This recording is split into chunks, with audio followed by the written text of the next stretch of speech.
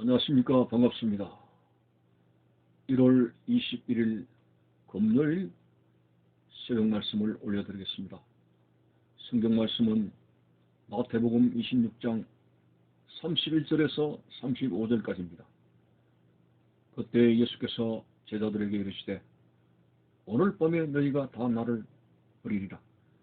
기록된 바 내가 목자를 치리니 양의 떼가 흩어지리라 하였느니라. 그러나 내가 살아난 후에 너희보다 먼저 갈릴리로 가리라. 베드로가 대답하여 이르되 모두 주를 버릴지라도 나는 결코 버리지 않겠나이다. 예수께서 이르시되 내가 진실로 네게 이르노니 오늘 밤 닭 울기 전에 네가 3번 나를 부인하리라. 베드로가 이르되 내가 주와 함께 죽을지언정 주를 부인하지 않겠나이다 하고 모든 제자도 그와 같이 말하니라. 예수님의 12제자 가운데 베드로는 수제자라고 일컫고 있습니다.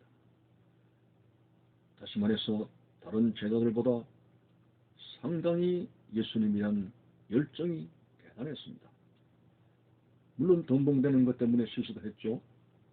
예를 들어서 예수님께서 바다 위로 걸어오실 때 주님 나도 걸을 수 있게 쏘소서. 대단한 그런 용기를 나타내는 모습이 보였습니다. 그래 걸어오라.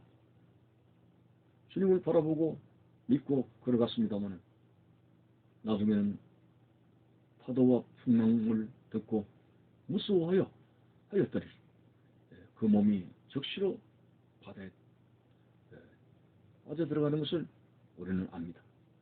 이렇게 주님에 대한 열정은 대단했지만 어떤 면에서는 뒷감당을 못하는 그런 면이 있었습니다.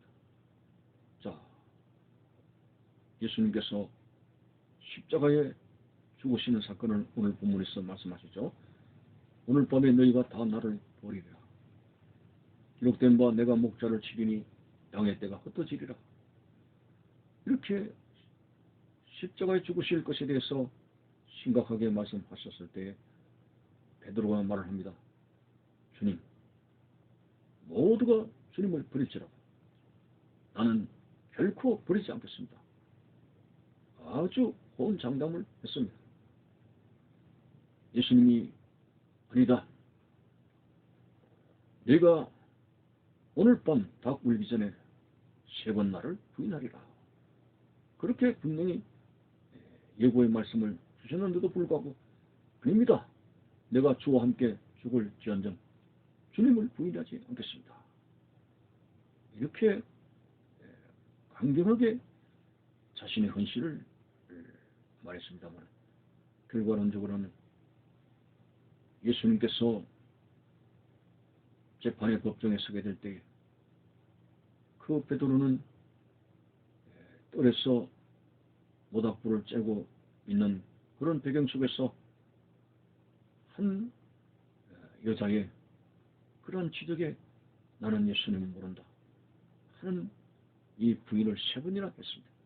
절대로 모른다 이런 식으로 절대로 부인하지 않겠습니다. 절대로 주님을 따라가겠습니다. 목숨을 버리겠습니다 했던 베드로가 절대로 모른다는 이러한 불신앙으로 배신자로 추락을 하는 모습이 보입니다. 우리는 이 사건을 통해서 정말 우리 마음에 다가오는 것은 신앙생활은 격한 감정만을 가지고만 가는 것이 아니구나. 신앙생활은 나의 감정이야 주님을 얼마나 사랑합니까? 그러나 작심삼일을 그 부흥회 때 참석했던 눈물과 결단이 어느새 그것이 기울어지게 되게 되고 우리의 생활이 흩어져 이런 연약한 모습들을 우리가 실질적으로 살아오면서 많이 경험하고 그리고 죄송해서 기도를 하게 됩니다. 정말 주님을 사랑하게 되는 주님을 끝까지 따라가게 되며 예수님을 부인하지 않고 그렇게 신앙생활을 바르게 할 수 있는 그런 원천적인 힘이 무엇일까 이런 생각이 되어지게 됩니다. 결코 격한 감정만 가지고는 되어지는 것이 아니다라고 하는 것이죠. 그런 말씀에서 우리는 이 시간에 두 가지를 생각하고자 합니다. 그것은 바로 기도라고 하는 것입니다. 내 힘으로 안 됩니다. 사탄은 내가 가지고 있는 지구력이나 인내력이나 이런 걸 겁을 내지 않습니다. 그런 것에는 사탄이 비웃습니다. 우리는 연약하기 때문에 우리의 연약함을 하나님께 의뢰하면서 하나님의 능력을 의지하고 하나님의 도우심을 의지하는 기도가 늘 있게 되어지게 될 때 사탄을 물리칠 수가 있습니다. 예수님이 한 번은 사탄이 너희를 밀가부로 한다고 제자들을 넘어뜨리기 위해서 그렇게 사탄이 몸부림을 친다는 표현을 말씀을 예고를 하셨습니다. 그렇습니다. 오늘도 사탄은 우는 사자처럼 삼킬 자를 찾는 그런 어두운 시대입니다. 틈만 보면 비집고 들어오는 사탄의 역사입니다. 사탄의 궁극적인 목적은 하나님을 따라가는 그 백성들을 완전히 파괴시키고 하나님과 분리 작업을 하는 것입니다. 참 우리는 기도하지 않을 수 없습니다. 예수님께서도 전능하신 하나님의 아들이시지만은 십자가에 못 박이실 대속의 사역을 두고 겟세마네 동산에서 피땀 흘린 기도를 하셨던 사실을 간과해서는 안 됩니다. 참으로 오늘 우리 기도를 할 때에 하나님 도우시고 기도할 때에 성령이 역사하시고 기도할 때에 우리의 약한 점을 주의 울타리로 보호하신다는 이 사실을 아시고 나의 격한 감정만 가지고 우리는 주님을 따라갈 수가 없습니다. 참 우리가 어떤 상황에 놓일지 모르지만 예수님을 배반해서는 안 되지 않겠습니까? 그러나 칼이 오고 죽음의 유혹이 왔을 때 우리가 어떻게 달라질지 모릅니다.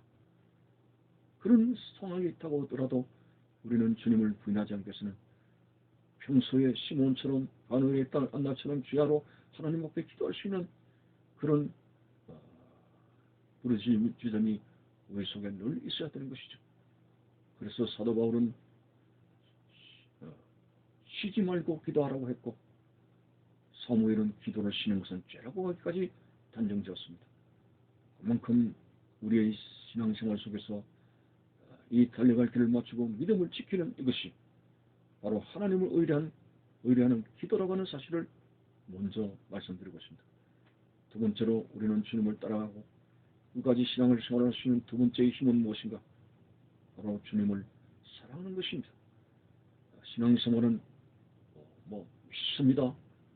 산을 옮기겠습니다. 나무 뿌리도 뽑히겠습니다. 그런 의미가 아니라 신앙생활의 가장 핵심적인 부분은 주님을 사랑하는 것입니다.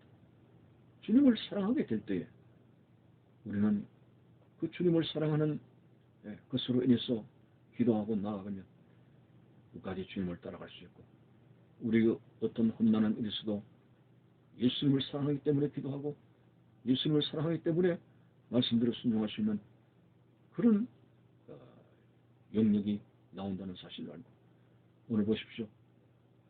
이 베드로를 비롯해서 다른 제자들은 다 예수님을 떠나버리고 말았습니다.